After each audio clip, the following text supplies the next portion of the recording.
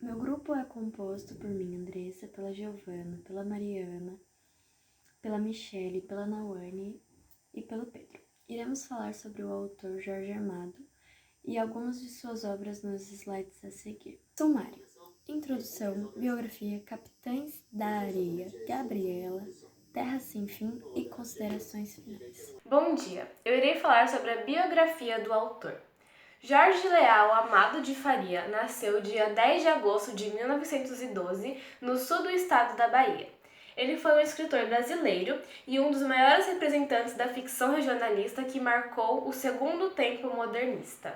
Ele dirigiu 2 jornais, A Pátria, que era o jornal oficial, e A Folha. A Folha foi fundada por ele e contestou a Pátria. Quando ele tinha 14 anos, ele estreou na revista A Luva com um poema modernista. Ele foi preso 2 vezes por apresentar ideais socialistas e comunistas. Com isso, ele foi exilado do país e viveu durante um tempo na Argentina, no Uruguai, na França e na República Tcheca. Em 1945, ele retornou ao Brasil e, por conta de seu caráter comunista, ele foi eleito deputado federal por São Paulo. Sua obra apresenta forte preocupação político-social que denuncia a miséria e a opressão do trabalhador rural e das classes populares. Ele falece no dia 6 de agosto de 2001, em Salvador, na Bahia, com 89 anos. Publicada em 1937, Capitães de Areia é um romance moderno. Foi censurada pelo governo de Getúlio Vargas e acabou sendo queimados mais de 100 exemplares em praça pública em Salvador. A obra se inicia com reportagens fictícias que relatam a existência de meninos abandonados e marginalizados que sobrevivem de furtos na cidade de Salvador, denominados Capitães de Areia. Então inicia-se a narrativa, que é voltada para estes meninos e conta um pouco sobre o destino de alguns deles. O líder do grupo chama-se Pedro Bala, está nas ruas desde os seus 5 anos e sempre mostrou ser o mais adequado para a liderança. Eles ocupavam um trapiche abandonado na praia, onde viviam mais de 40 meninos. Alguns deles vão sendo apresentados no decorrer da obra. Um personagem importante é o professor. Ele era um menino que sabia ler e era um ótimo pintor. Outro personagem importante é o gato. Ele era um menino muito bonito, por isso o apelido, e era muito vaidoso dentro das suas condições de menino de rua. Era apaixonado por Dalva, que posteriormente acaba ficando com ele depois de ter sido abandonada pelo seu amante.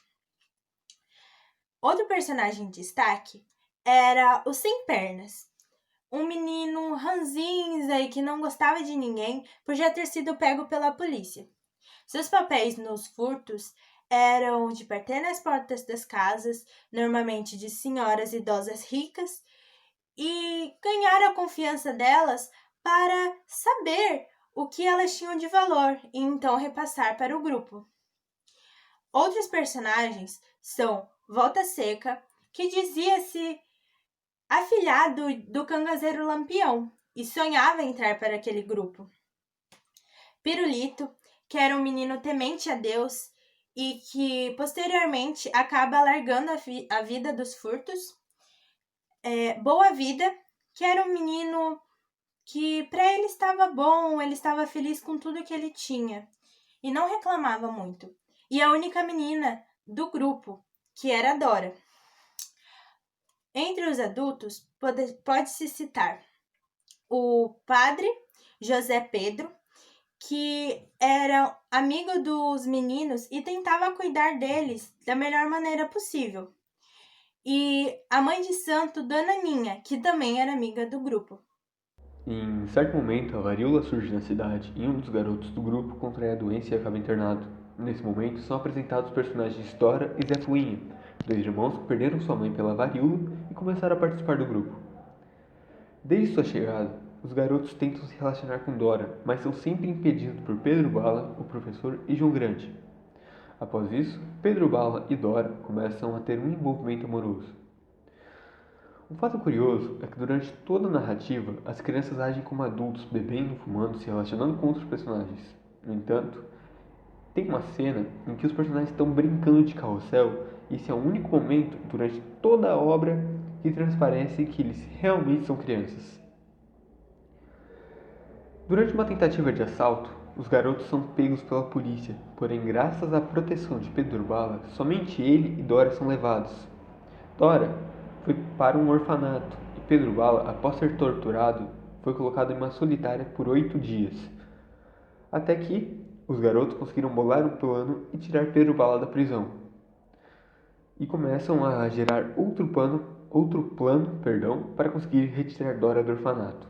No entanto, como se aproxima o clímax da história, eu pararei de falar e caso você queira continuação, eu recomendo que leia o livro. Pois bem, irei fazer a análise da obra Capitães de Areia. Na obra Capitães de Areia são muito marcantes as características da segunda fase do modernismo. Dentre elas, pode-se citar o narrador onisciente e a gigantesca crítica social resultante da exploração da sociedade baiana, que, durante a obra, é mostrada como sendo extremamente desigual, chegando a ser chamada Baía de Omulu, sendo Omulu o orixá da varíola e de outras doenças contagiosas. O reformatório destinado às crianças abandonadas é um local terrível, sendo descrito como um ambiente torturante e de fome. De maneira análoga, a polícia é tratada como um órgão dedicado exclusivamente à desgraça dos pobres. A gente vê muito isso da separação, da desigualdade social na Bahia, de Omulu, como eles chamam, na divisão entre a Alta Bahia, onde moram as pessoas ricas, e a Baixa Bahia, onde fica o resto das pessoas, as pessoas com menor condição financeira. E uma coisa muito curiosa é que durante a infecção de varíola, enquanto o pessoal da Alta Bahia todos se vacinavam, todos conseguiam tratamento, conseguiam bancar com a assistência médica, o pessoal da Baixa Bahia eles sofriam muito com a doença, sendo quase que devastados, por assim dizer, pela varíola. O sincretismo religioso, ou seja, uma mistura de diferentes doutrinas religiosas que pode acarretar alguma pequena mudança nas coisas, está muito presente na obra. Tanto que a gente pode ver que mesmo no orfanato, que possui padres e é uma comunidade que deveria ser católica, pelo menos no contexto, você vê muitas referências a religiões espíritas, a orixás e etc. Durante a obra, uma coisa muito interessante é que o destino das crianças vai se desenvolver de uma maneira única, passando a imagem de um certo determinismo, onde tudo já está fadado a acontecer e esperando o momento certo de acontecer. O que eu achei muito interessante, porque lembra toda aquela teoria do determinismo que a gente estudou no passado. Dentre as adaptações da obra, podemos citar a teledramaturgia, que foi pela direção de Walter Lima Jr., e teve a duração de 10 capítulos em 1989, a adaptação em HQ, feita por Rui Trindade, em 1995, e a mais recente adaptação para filme, dirigida por Cecília Amado, em 2011. Oi, gente, agora eu vou apresentar um pouco sobre a obra Gabriela. Eu vou começar pelos personagens. Temos a Gabriela. Gabriela ela é uma retirante muito bonita que ela vem do sertão, fugindo da seca em busca de uma condição de vida melhor. Nassib. Ele é o dono do Bar Vesúvio, ele é um homem simpático e conhecido na cidade. Coronel Ramiro Bastos. Ele é um velho fazendeiro de cacau e líder político da cidade. Mondinho Falcão. Ele é um jovem progressista que ele chega em Ilhéus e ele acaba entrando em conflito com o Coronel Ramiro Bastos. Tonico Bastos. Ele é o filho mais novo do Coronel Ramiro Bastos e ele é amigo do Nassib. Olga. Ela é a mulher do Tonico. Alfredo Bastos. Ele é um médico e filho mais velho do Coronel Ramiro Bastos. Silva. Ela é a mulher do Alfredo.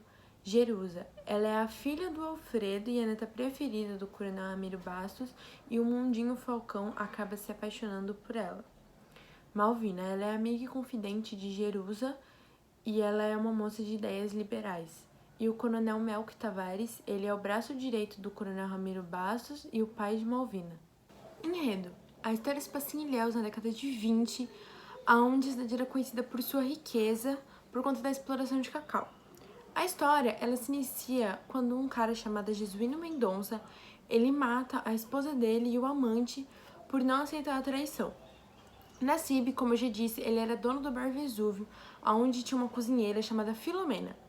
Ela sempre falava que ela ia embora pra ficar com o filho dela, mas ninguém nunca acreditou no que ela falava e achava que ela nunca ia embora. Só que aí um dia, antes de um jantar super importante pro Nassib, ela vai embora e deixa ele sem cozinheira, sem nada. Então ele sai pela cidade em busca de uma nova cozinheira. Nesse mesmo tempo, Gabriela vinha do sertão junto com um grupo de retirantes em busca de uma vida melhor. Eles, quando chegam em Ilhéus, vão direto pro mercado de escravos, onde eles ficam esperando até que alguém venha buscar eles para eles poderem trabalhar. Nassib, ele vai até o mercado de escravos, só que aí ele vê a Gabriela e ele acha que ela não tem capacidade suficiente para trabalhar para ele. Só que aí ela pega e chama ele de moço bonito, então ele decide levar ela para casa. Chegando na casa dele, ele passa instruções pra ela do que ela tem que fazer no bar e na casa. Só que ele fala assim que ela só vai trabalhar pra ele depois que ela fizer uma comida pra ele e ele vê se a comida dela é realmente boa mesmo. Então, ela faz a comida pra ele e ele fica encantado pela comida, a comida dela muito boa, então ele contrata a Gabriela. Depois de um tempo que a Gabriela já tá trabalhando pra ele começa a reparar nela e vê que ela é uma mulher bonita, encantadora, além de cheia de dote, sabe cozinhar e tudo mais. Então, eles começam a se envolver. Primeiro, eles viram parceiros de cama. Só que como isso não é nada sério, ele tinha medo de perder a Gabriela. Então, um amigo dele, chamado Tonico, ele dá a ideia pro Nassib pedir a Gabriela em casamento. Então, ele pede a Gabriela em casamento e eles se casam. Gabriela era uma mulher muito alegre e ela não tinha essas frescuras da mulher da cidade. Então, ela não se sentia bem em ter que cumprir com certas obrigações do casamento que as esposas tinham que ter naquela época, ainda mais sendo esposa de um cara super conhecido da cidade. Depois de um tempo que eles já estavam casados, um empregado do Nassib, ele conta pro Nassib que a Gabriela, ela tava traindo ele com um amigo dele, Tonico, aquele que deu a ideia do casamento. E aí o Nassib, ele pega os dois no flagra e ele anula o casamento com a Gabriela.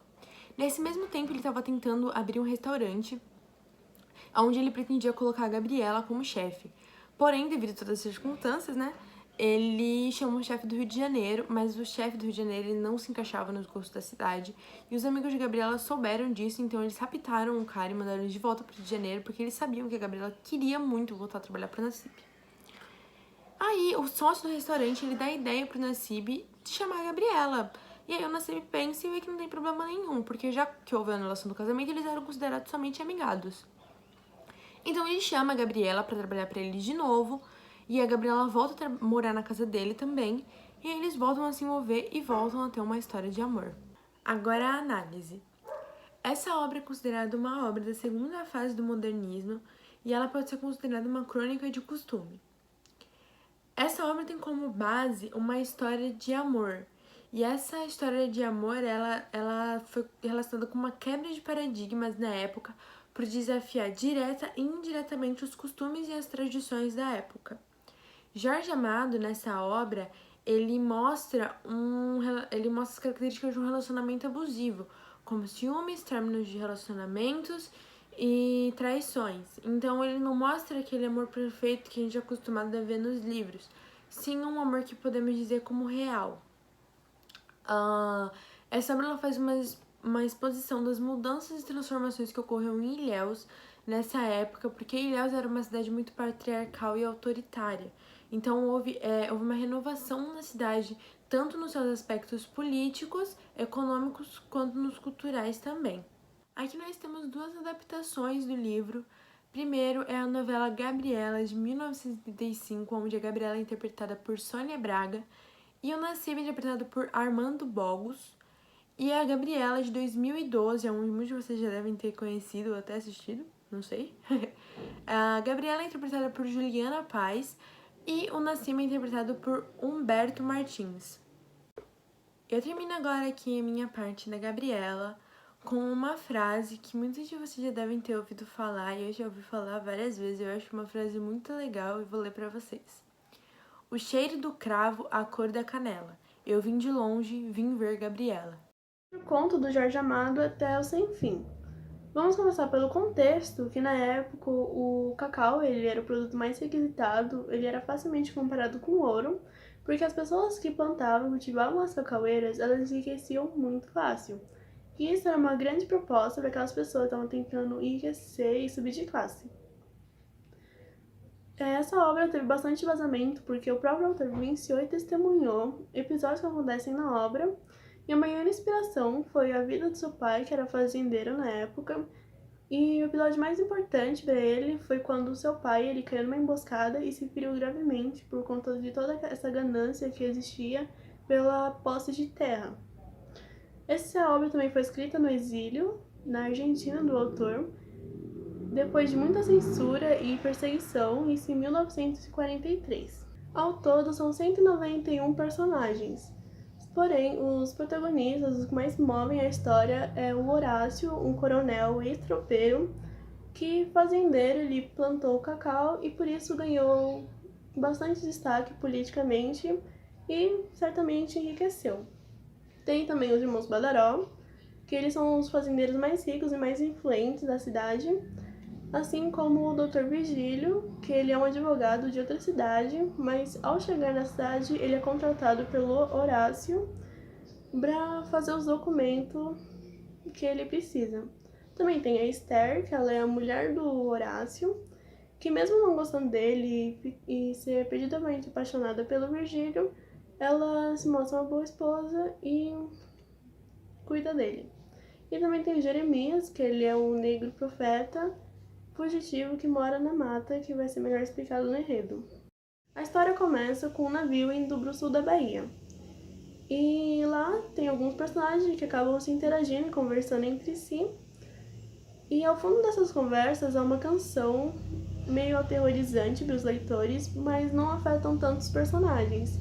Que é uma canção em que os cantores eles estão falando que essa seria uma terra amaldiçoada e que ninguém voltaria vivo. Ao desembarcar no navio, os personagens acabam participando de uma disputa que já estava acontecendo há algum tempo entre o coronel Horácio e os irmãos Badaró. Essa disputa consistia na posse da mata Siqueiro Grande, que ficava entre a terra de ambos os personagens. E nessa mata morava Jeremias, que era um negro profeta, que ele tinha grandes valores místicos e por isso que quando acontecia alguma disputa, antes das disputas era consultado Jeremias para eles fazer suas profecias. E a profecia da vez foi que os filhos iriam plantar numa terra adubada com o sangue de seus pais. Porém, mesmo assim, eles fazem disputa, porém, por conta do Horácio ele estar doente, ele ter menos força política e menos riquezas, ele acaba na desvantagem, porém, ele contrata Virgílio, que é um advogado, para fazer documentos para ele, e ele tem a Esther, que ela é sua mulher, e acaba cuidando de sua doença. As coisas acabam acontecendo numa trama super envolvente, e apesar dos grandes acontecimentos, essa é apenas o começo da história. Partindo agora para a análise, essa obra é da segunda geração modernista, e por isso que é tanto romance em relação a erotismo também, mas também é bastante crítica e violência. Uma dessas críticas é a diferença entre os coronéis e os trabalhadores. E por também ser da primeira fase do Jorge Amado, ele tem bastante romance histórico, ele é regionalista, tem bastante crítica e tem uma imaginação fértil, porque Jorge Amado ele cria personagem, cria situações e desaparece com outras. Porém, ele é um pouco da exceção da primeira fase, porque ele tem uma violência a mais do que as outras obras. Também, Jorge Amado ele faz uma diferenciação bastante abrangente entre os heróis e os vilões, sendo os heróis os de baixa renda e os vilões de alta renda. Desde o começo, o Jorge Amado ele fala que vai ser uma história violenta e bastante espantosa, tanto pela canção quanto pela primeira fase do livro, que é Eu Vou Contar uma história de espantar. Terras do Sem Fim ganhou bastante repercussão na época, tanto que foi a primeira obra a ganhar destaque cinematográfico com chamado de Terra Violenta, em 1948, 5 anos depois da publicação do livro. E também teve uma novela da Globo lançada em 1981, com o mesmo nome da obra. E não é uma surpresa ter virado uma novela, porque os personagens são muito bem criados e a trama ela é muito envolvente. Considerações finais. Jorge Amado é um importante escritor brasileiro porque é fundamental na valorização do negro no Brasil. O negro, quando chegou ao Brasil, trouxe da África contribuições efetivas à nossa civilização.